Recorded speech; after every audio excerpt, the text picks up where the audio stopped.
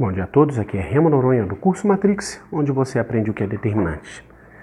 Bem, pessoal, para começo de conversa, quem acompanhou os livros do Ramalho deve estar percebendo que eu estou chegando no livro 2 hoje, tá ok?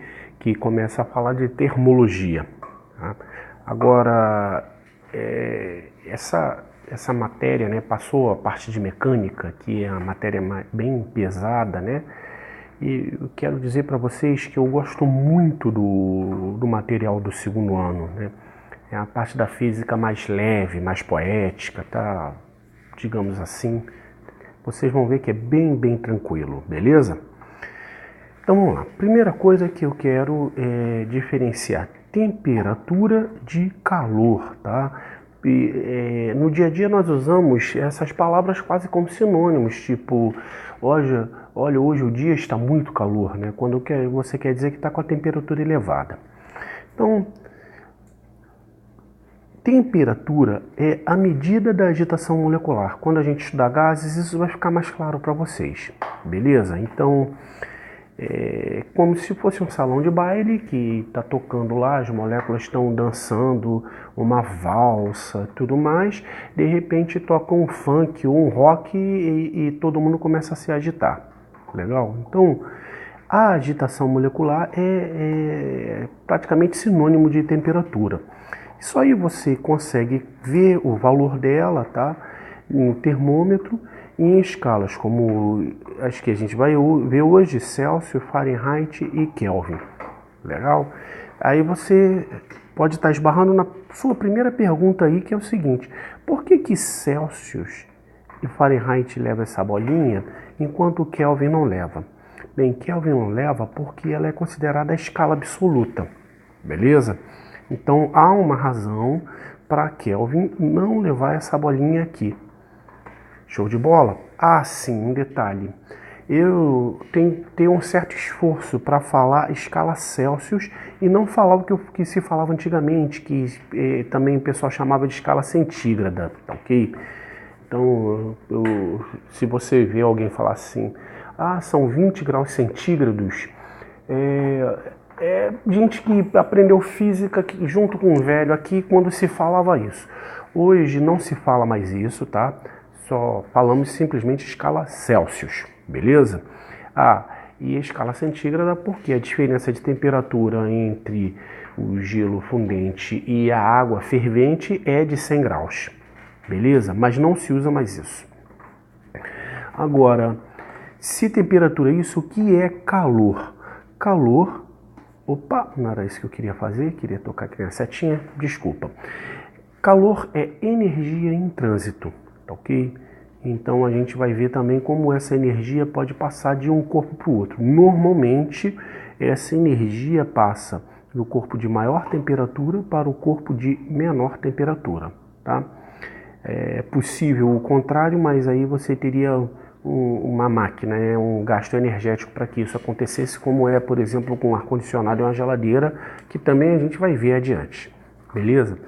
A medição é feita de maneira indireta, o termômetro você vai lá e coloca e vê quanto é que tá ok? É algo parecido com variação de espaço e velocidade, tá? Enquanto que variação de espaço você vai lá e mede, deu tantos centímetros, coloca o instrumento direto lá e vê, tá? Velocidade você precisa relacionar espaço e tempo. Então, a mesma coisa você pode dizer sobre calor. Quanto a energia passou ali no sistema, você tem que fazer uma continha, beleza? Bem, as unidades são calorias. Eu sei que tem gente que odeia essa palavra, né? Então, logo relaciona com o que a gente pensa de que vai engordar, não vai engordar, mas só para constar, quando a gente está falando de calorias alimentares, a gente está falando de quilocalorias, então a coisa é muito mais assustadora, tá? A gente vai chegar lá também, beleza? Ou usando o sistema internacional em joules. A continha que faz é que uma caloria corresponde a 4,18 joules. Já vi o pessoal fazer conta com 4,2 e em alguns casos até mesmo 4, beleza? A taxa de conversão entre uma e outra é basicamente essa daí. Bem, seguindo, a gente precisa entender, para lá do que é intuitivo, o que é sólido, o que é líquido e o que é gasoso, beleza? Então, esses estados de agregação da matéria também pode ser chamados de fases, tá? Há uma discussão aí de como essa coisa vai ser chamada, mas o próprio Ramalho chama de estado. Mais modernamente, eu tenho visto pessoas falarem em fase, né, como aquilo que você enxerga na matéria, e não teria só essas, tá? Teria estados,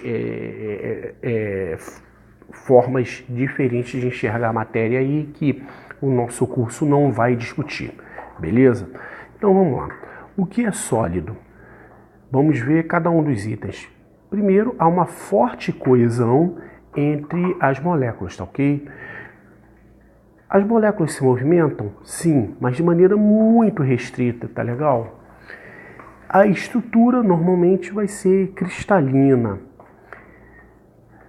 O volume é definido, ou seja, você consegue medir, calcular as medidas da coisa lá tranquilamente, e também tem uma forma definida, beleza? Ok. Líquido. Coesão. Tem coesão, tá lá, tudo bem, dá pra... Tá? Ela é séria, mas não é tão intensa quanto no estado sólido, ok? Movimento. Bem, no líquido, as moléculas se movimentam, tá ok? Não é aquela coisa quase parada, parado nunca fica, as moléculas nunca ficam totalmente paradas, a gente vai ver isso em física moderna em algum momento, tá?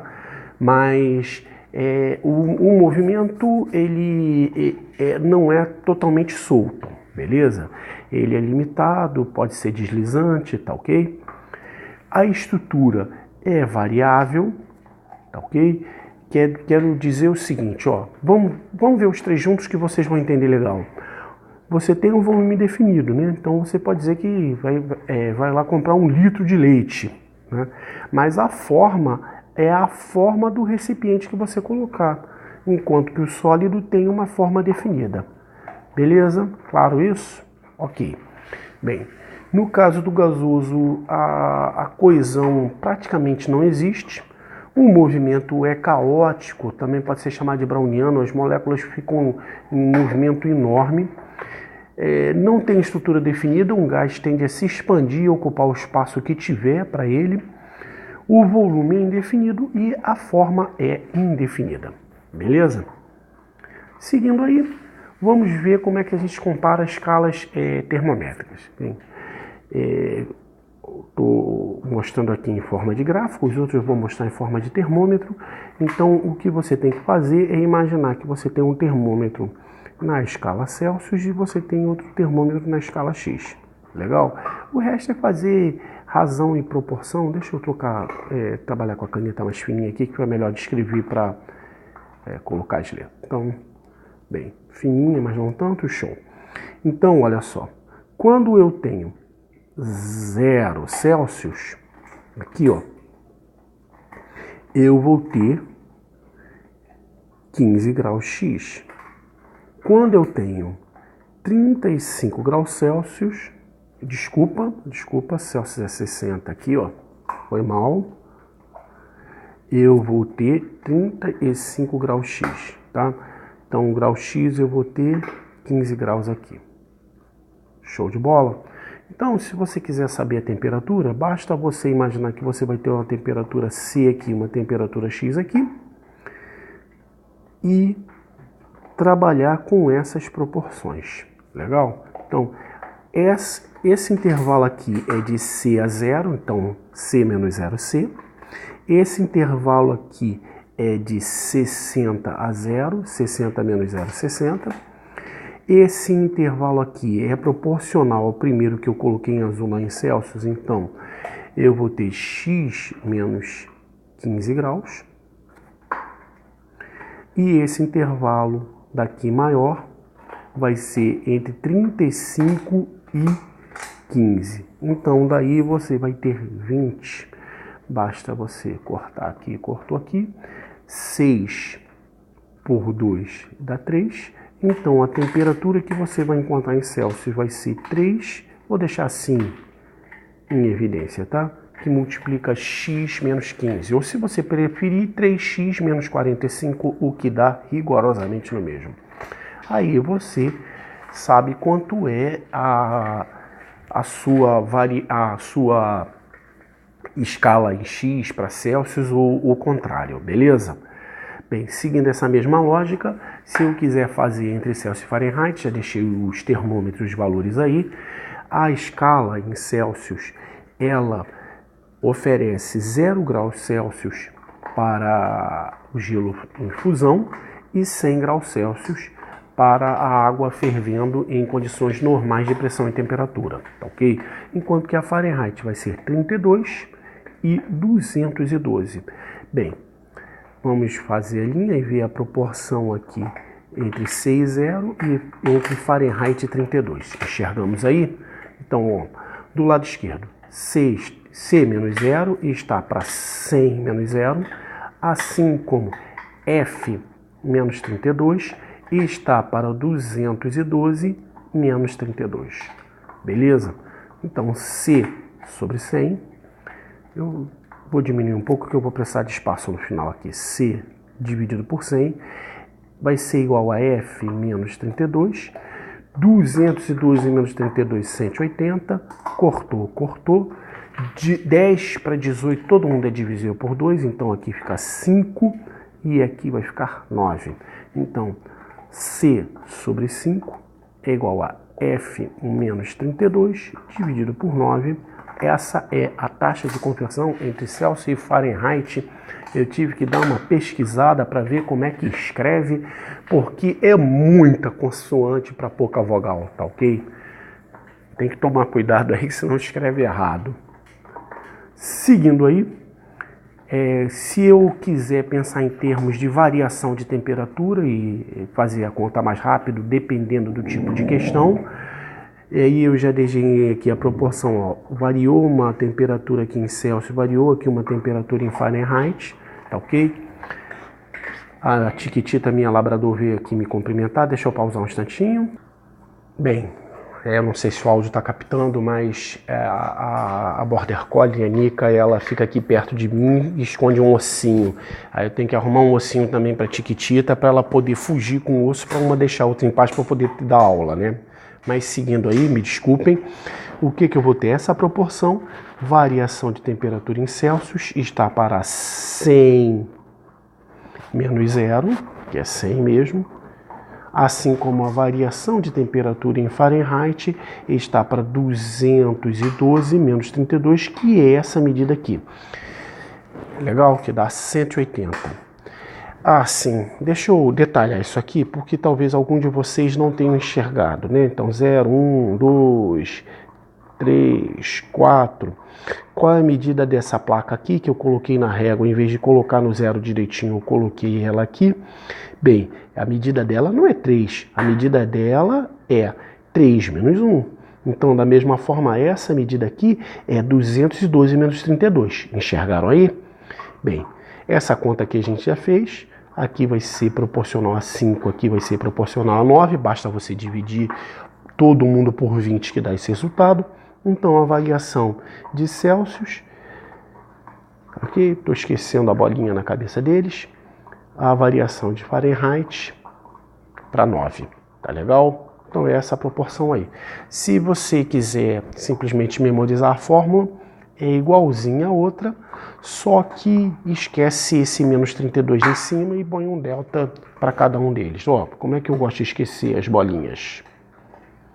Legal? Porque é grau, né?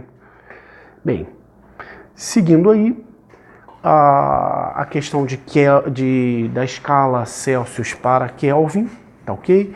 Gente, a escala, se aqui for 50, aqui vai ser 273 mais 50, 300, 5 e 7, 12, 323, legal? Então, posso fazer aquela conta lá toda ou simplesmente dizer que a temperatura em Celsius mais 273 é a temperatura em Kelvin, beleza? Agora, da onde saiu essa escala? Esse tal de Lord Kelvin aí, ele andou estudando gases e percebeu que a agitação molecular ela ia diminuindo em uma proporção. Então, ele chegou à conclusão que essa temperatura aqui, ó, de menos 273,15 Celsius, a agitação molecular deveria ser igual a zero. Bem, quando a gente dá uma olhadinha rápida em física moderna, né, em quântica, vocês vão perceber que não tem como um objeto ter agitação molecular igual a zero, tá? Isso não existe. Então essa temperatura aqui é inatingível. Para não ficar trabalhando com vírgula, vírgula e vírgula, trabalha-se com 273 Kelvin para o gelo fundente e 373. Ou seja, ele pegou a escala Celsius como base, tá ok? E da mesma forma ele percebeu que a pressão de um gás caía em 273 avos se você variasse a temperatura de 0 Celsius para menos 1 Celsius, beleza? Então, daí que se chegou a Kelvin. Como a temperatura de menos 273 é o zero absoluto, tá ok? Não é ok, né? É 0 Kelvin, né? Essa é considerada a escala absoluta e por isso que ela não leva a bolinha aqui. Show de bola? Então, digamos que alguém chegue e fala assim, ó, poxa, o negócio estava tão frio que deu menos 400 Celsius. Ó, pode falar para esse cara, gente, menos 400 Celsius não chega, porque nenhuma temperatura pode estar abaixo desse valor aqui calculado. A temperatura pode ir aumentando, ó, à vontade, mas diminuir só até aqui, porque a essa temperatura a agitação molecular pararia e isso aí não tem como se chegar. Beleza, pessoal? Então é isso. Por hoje é só e aquele abraço.